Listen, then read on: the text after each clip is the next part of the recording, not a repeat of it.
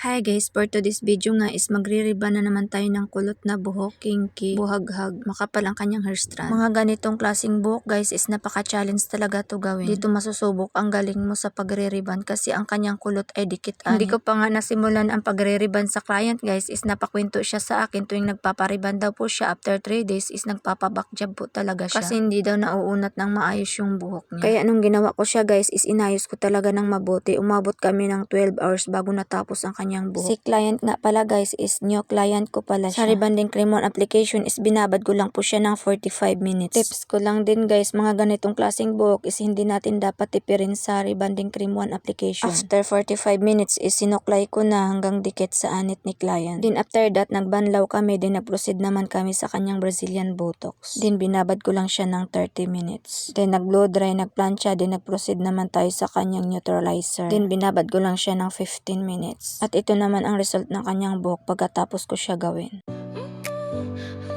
Then after 3 days wash ni client is nag-update naman siya na satisfied siya. Thank you for watching guys.